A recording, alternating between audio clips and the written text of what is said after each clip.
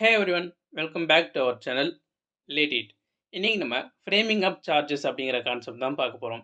இந்த கான்செப்டை பிஎன்எஸ்எஸ் அப்படின்னு சொல்ல போகிற புதுசாக வந்திருக்க கிரிமினல் ப்ரொசீஜர் கோடில் செக்ஷன் 241 ஆரம்பித்து 247 வரைக்கும் டிஸ்கஸ் பண்ணியிருக்காங்க. இந்த டாப்பிக்கை நம்ம ரெண்டு பார்ட்டாக பிரிக்கலாம். முதல் பார்ட் ஃப்ரேமிங் ஆஃப் சார்ஜஸ், அதாவது ஒரு சார்ஜை எப்படிலாம் ஃப்ரேம் பண்ணணும் அப்படிங்கிறத இந்த செக்ஷன்ஸில் டிஸ்கஸ் பண்ணியிருப்பாங்க. இதை செக்ஷன் 241 ஆரம்பித்து 244 வரைக்கும் அண்ட் அதோட செக்ஷன் 246 டிஸ்கஸ் பண்ணியிருக்காங்க. ரெண்டாவது பார்ட் இன்க்ளூஷன் அண்ட் விட்ராவல். ஒரு சார்ஜை ஃப்ரேம் பண்ணதுக்கப்புறம் அந்த சார்ஜ் கூட வேறு ஏதாவது ஒரு சார்ஜை இன்க்ளூட் பண்ணுறது எப்படி, ஏற்கனவே ஃப்ரேம் பண்ண சார்ஜஸை ரிமூவ் பண்ணுறது ஆர் விட்ரா பண்ணுறது எப்படி அப்படிங்கிறத இந்த செகண்ட் பார்ட்டில் பார்க்க போகிறோம். இந்த செகண்ட் பார்ட்டை செக்ஷன் 245 அண்ட் செக்ஷன் 247 டிஸ்கஸ் பண்ணியிருக்காங்க. ஃப்ரேமிங் ஆஃப் சார்ஜஸ் அப்படிங்கிற இந்த கான்செப்டுக்குள்ளே போகிறதுக்கு முன்னாடி நமக்கு கண்டென்ட்ஸ் ஆஃப் சார்ஜ் அப்படின்னா என்ன அப்படிங்கிறது தெரிஞ்சிருக்கணும். இதை பற்றி ஏற்கனவே ஒரு வீடியோ மேக் பண்ணியிருக்கேன். முன்னாடியே அந்த வீடியோ பார்த்துருந்தீங்கன்னா இந்த வீடியோவை கண்டினியூ பண்ணுங்கள். இல்லைனா அந்த வீடியோக்கான லிங்க்கை ஐ பட்டனில் கொடுக்குறேன், அதை செலக்ட் பண்ணி அந்த வீடியோ பார்த்துட்டு வந்து இந்த வீடியோ பாருங்கள். ஸோ தட் உங்களுக்கு எக்ஸாம் பாயிண்ட் ஆஃப் வியூவில் பார்க்கும்போது இந்த கான்செப்ட் ரொம்ப ஈஸியாக புரியும். இன்ட்ரோடக்ஷன்லேயே டைம் வேஸ்ட் பண்ணாமல் இப்போ டைரெக்டாக வீடியோக்குள்ளே போயிடலாம். அண்ட் அதுக்கு முன்னாடி நம்ம சேனல் லேட்டிட்ட சப்ஸ்கிரைப் பண்ணிவிடுங்க. ஒரு சார்ஜை ஃப்ரேம் பண்ணுறதுக்கான ஜென்ரல் பிரின்சிபல் என்னென்னா, one offence one charge one trial. அதாவது ஒரு தப்பு பண்ணால் அந்த தப்புக்கு ஒரே ஒரு சார்ஜ் தான் ஃப்ரேம் பண்ணணும், ஒரு சார்ஜுக்கு ஒரு ட்ரையல் தான் கண்டக்ட் பண்ணணும். இதுதான் ஜென்ரலான பிரின்சிபல். அண்ட் இந்த பிரின்சிபலுக்கு நிறைய எக்ஸப்ஷன்ஸ் இருக்குது. அதை தான் டீட்டெயிலாக இந்த வீடியோவில் பார்க்க போகிறோம். இதுக்கான முதல் exception 2 or more offenses of same kind.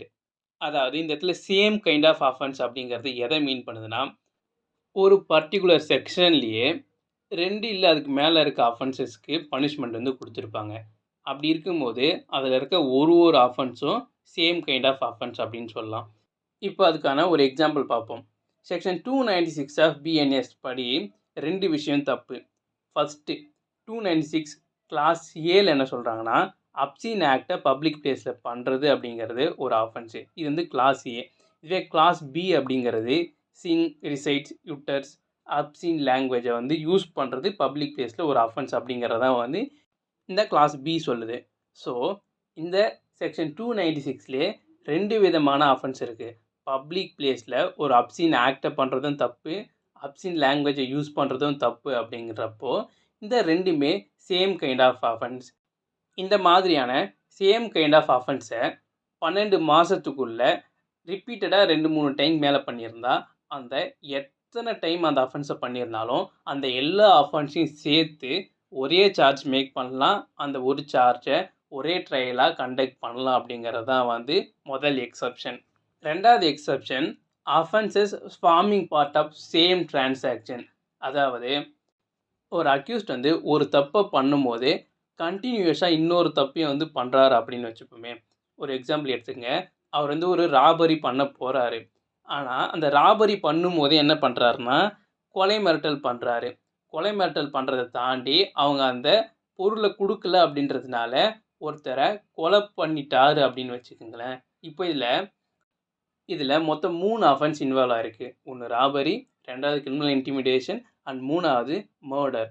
So இந்த 3 அஃபென்ஸ்க்கும் சேர்த்து சேம் சார்ஜ் ஃப்ரேம் பண்ணலாம், இந்த 3 அஃபென்ஸையும் சேர்த்து சேம் ட்ரையலாக கண்டக்ட் பண்ணலாம் அப்படிங்கிறது தான் ரெண்டாவது எக்ஸப்ஷன். ஒருத்தர் பண்ண அஃபென்ஸ் ஒரே ஒரு டெஃபினிஷன் கீழே வரணும் அப்படிங்கிற எந்த ஒரு கட்டாயமும் கிடையாது. இன்கேஸ் ஒருத்தர் பண்ணுற அஃபென்ஸ் அப்படிங்கிறது 2 இல்லை அதுக்கு மேற்பட்ட டெஃபினிஷன் கீழே வருது அப்படின்னா, அந்த டைமில் எந்தெந்த டெஃபினிஷன் கீழெல்லாம் அந்த அஃபென்ஸ் வருதோ அந்த எல்லா அஃபென்ஸையும் இவர் பண்ணதாக கன்சிடர் பண்ணி அந்த எல்லா அஃபென்சஸ்க்கும் இவரை சார்ஜ் பண்ணலாம். இந்த மாதிரி சார்ஜ் பண்ணும்போது அந்த எல்லா சார்ஜஸையும் ஒரே ட்ரையலாக கண்டக்ட் பண்ணலாம். இதுதான் மூணாவது எக்ஸப்ஷன்.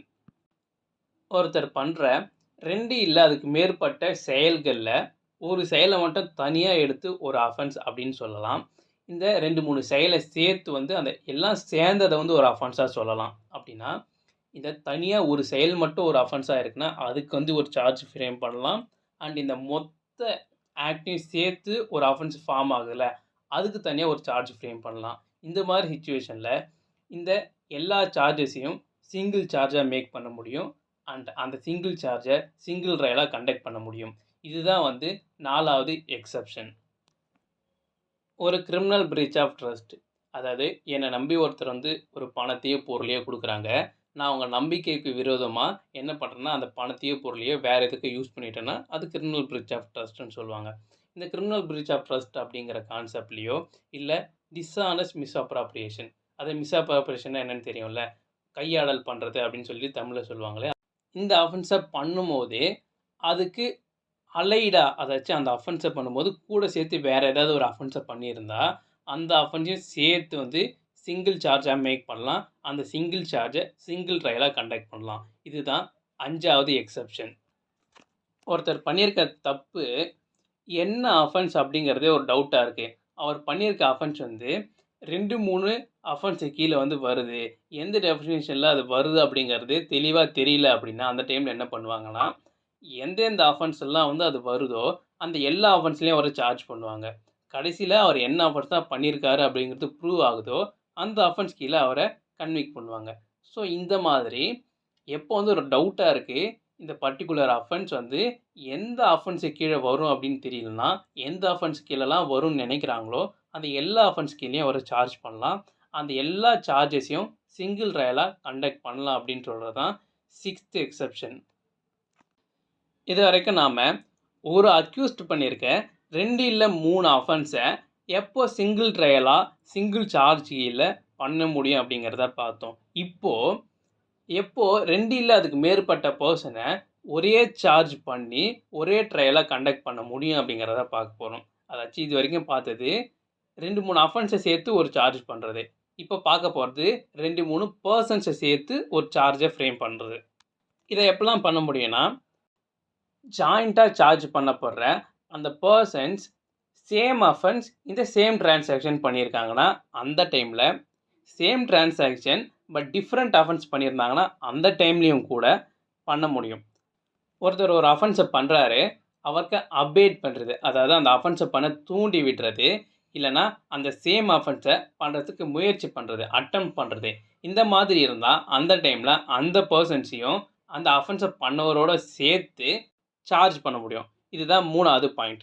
அண்ட் 4வது பாயிண்ட் என்னென்னா, நான் ஜென்ரல் பிரின்சிபலுக்கான ஃபஸ்ட் எக்ஸெப்ஷன் சொல்லும் போதே சொல்லியிருந்தேன், சேம் கைண்ட் ஆஃப் அஃபென்ஸை 12 மாதத்துக்குள்ளே ஒரு அஃபெண்டர் திருப்பி பண்ணியிருந்தாருன்னா அந்த எல்லா அஃபென்ஸையும் சேர்த்து ஒரே சார்ஜாக பண்ண முடியும்னு. அந்த மாதிரி ஒரு பர்சன் அஃபென்ஸ் பண்ணும்போது சேர்ந்து ஜாயிண்ட்டாக பண்ணுறாங்க அப்படின்னா அந்த டைமில் அந்த ஜாயிண்ட் அஃபெண்டரையும் சேர்த்து அந்த செக்ஷன் 242 கீழே வரும்போது அவங்களையும் சிங்கிள் சார்ஜ் மேக் பண்ண முடியும்னு சொல்லிட்டு இந்த 4th பாயிண்ட் சொல்லுது. இந்த பாயிண்ட் 5 அண்ட் பாயிண்ட் 6 அப்படிங்கிறது கனெக்டட் பாயிண்ட்ஸ் தான். Theft, extortion, criminal breach of trust, misappropriation of money, இந்த மாதிரி எதையாவது பண்ணும்போது இதில் வந்து ஒரு சப்ஜெக்ட் மேட்டர் இன்வால்வ் ஆகிருக்கு. தெரியுதுல, திருட்டு பண்ணுறாங்க அப்படின்னாலோ கிரிமினல் பிரீச் ஆஃப் ட்ரஸ்ட் பண்ணுறாங்கனாலோ அந்த இடத்துல ஒரு சப்ஜெக்ட் மேட்டர் பணமோ பொருளோ இன்வால்வ் ஆகிருக்கும். அந்த டைமில் அந்த பணத்தையோ பொருளையோ வாங்கி ஒருத்தர் வச்சிருக்கிறதோ அந்த பணத்தையோ பொருளையோ வந்து மறைக்கிறதுக்கு உதவி பண்ணுறதோ இது எல்லாமே வந்து அஃபென்ஸ் தான். இந்த மாதிரி அஃபென்ஸை பண்ணும்போது அவங்க எல்லாரையும் சேர்த்து அந்த தெஃப்ட் இல்லை எக்ஸ்டார்ஷன் பண்ணுறவரோட சார்ஜ் பண்ண முடியும். அந்த சார்ஜை சிங்கிள் ட்ரையலாக கண்டக்ட் பண்ண முடியும். இதை தான் வந்து இந்த பாயிண்ட் நம்பர் 5 அண்ட் 6 சொல்கிறாங்க. நீங்கள் வந்து இந்த செக்ஷன் 317 கிளாஸ் 2 அண்ட் 317 கிளாஸ் 5 வந்து கூகுள் பண்ணியோ இல்லை பேரக்ட் எடுத்து பார்த்தீங்கன்னா உங்களுக்கே வந்து அது புரியும். அண்ட் இப்போ நம்ம பார்க்க போகிற கடைசி பாயிண்ட் அப்படிங்கிறது என்னென்னா, கவுண்டர்ஃபிட்டிங் காயின்ஸ், அதாவது போலியான நாணயங்கள் தயாரிக்கிறது.